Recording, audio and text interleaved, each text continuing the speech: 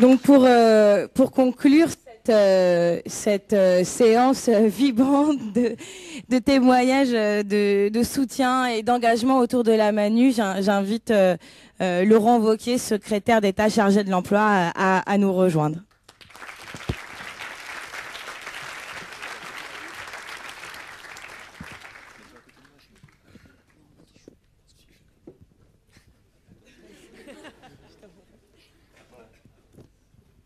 C'est moi qui vais me mettre à côté d'elle. C'est effectivement, je pense, l'initiative là qu'on fait aujourd'hui et que vous avez lancée peut apparaître d'un côté anecdotique, en se disant finalement on a mis des gens ensemble, on crée une action qui va se décliner dans les territoires. Et je pense que c'est vraiment quelque chose qui est fondamental en termes de rapport à l'emploi et à l'insertion des jeunes. Hier, j'étais avec un groupe d'étudiants, puisque avant de venir, je voulais faire un peu une séance de travail avec un groupe d'étudiants. Et c'était frappant de voir le discours commun qui était de dire on se heurte, un peu comme vous l'avez exprimé, à un espèce de plafond de verre sur l'accès à l'emploi. Et on a l'impression finalement d'être un peu laissé ou livré à nous-mêmes. Et effectivement, si jamais juste on regarde la manière dont fonctionne l'accès à l'emploi en France, on a organisé un vrai gâchis au niveau de l'insertion de toute la génération étudiante et de son accès à l'emploi. Et qui se caractérise en fait par deux chiffres qui sont très simples. Le premier, c'est qu'on cumule à la fois le fait d'avoir un accès à l'emploi et un taux d'emploi des jeunes qui est le plus faible d'Europe.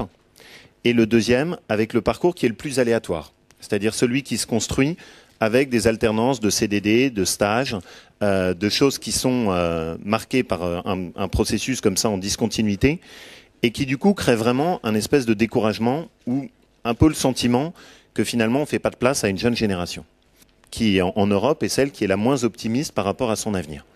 Et c'est d'ailleurs intéressant que ça ait été fait par quelqu'un qui a des attaches plus que des attaches en Suède, parce qu'il n'y a pas de fatalité à ça.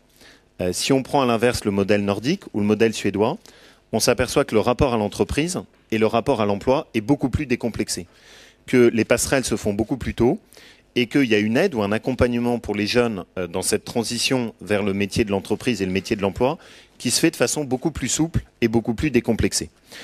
Alors, Julie, je la connaissais puisque on avait travaillé ensemble avant, notamment sur les questions des bourses scolaires, sur lesquelles on s'était rencontrés avec AnimaFac.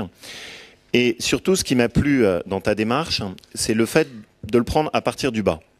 C'est-à-dire de le prendre directement en allant dans les campus et en créant progressivement une tache d'huile qui s'étend et qui est destinée à se diffuser sur l'ensemble du territoire et surtout dans tous les campus.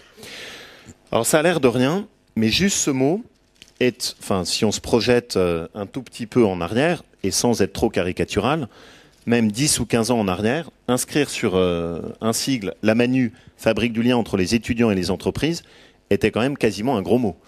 C'est-à-dire dire que dans les campus, on allait ouvrir la place des campus pour les entreprises, on allait faire une passerelle entre étudiants et entreprises, c'était un gros mot.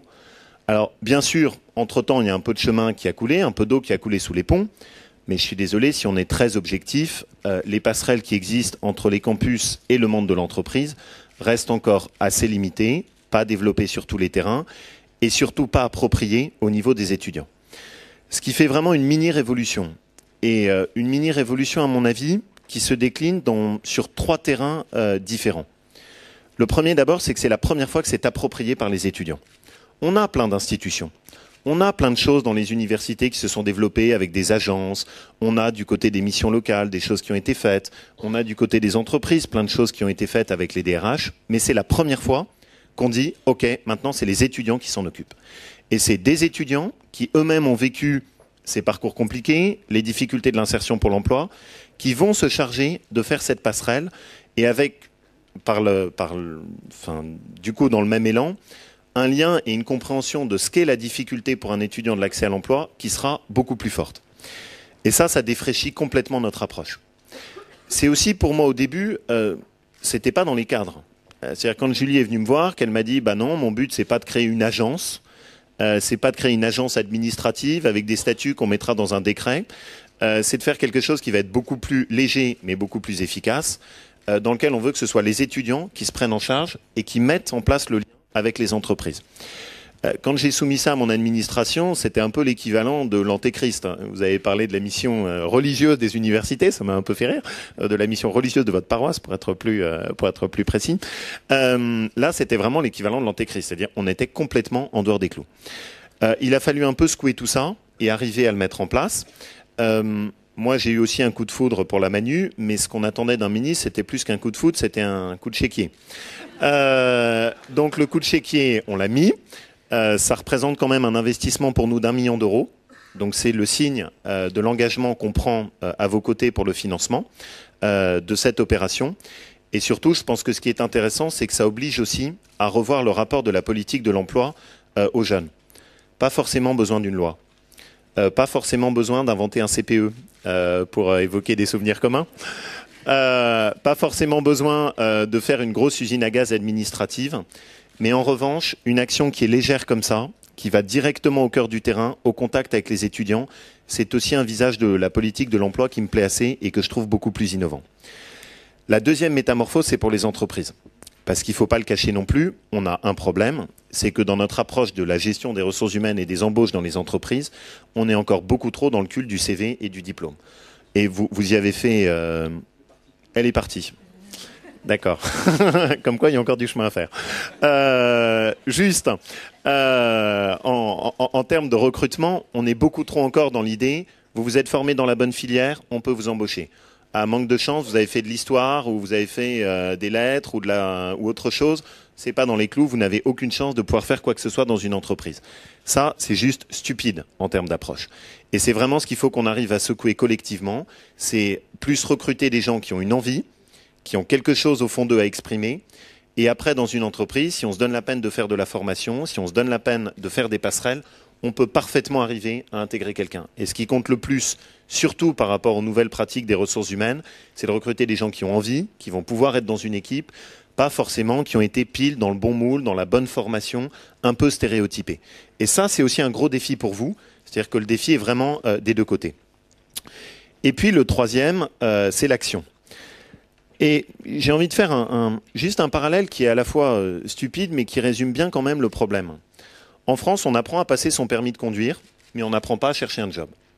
On vous apprend à faire le code, mais on ne vous apprend pas comment vous présenter, quel lien avec le monde professionnel, comment rédiger un CV, comment chercher un emploi. Et ça, c'est juste hallucinant quand on y réfléchit, parce que ça ne se fait pas tout seul. Alors bien sûr, vous allez me dire, oui, il y a des formations, mais quand même, il y a des passerelles, il y a des agences dans les facs, tout ça a beaucoup bougé. Je suis désolé, mais moi, les étudiants que je rencontre ont un peu l'impression quand même d'être livrés à eux-mêmes là-dedans. Et le fait que la Manu puisse prendre ça en charge, qu'elle puisse faire un accompagnement, qu'il puisse y avoir du conseil personnalisé, que vous puissiez faire un peu un bilan du parcours, que vous puissiez organiser des passerelles directement sur les campus avec les entreprises, organiser des cafés-rencontres, organiser des forums, tout ça, ça va changer les choses. Parce que ça va permettre beaucoup plus tôt d'intégrer cette idée qu'on apprend aussi à chercher un job et qu'il y a aussi un plafond de verre à casser, qu'il n'y a pas de fatalité en la matière, mais qu'il faut s'y atteler tous ensemble. Merci donc de secouer, fabriquer le lien, mais aussi pas mal secouer le dispositif.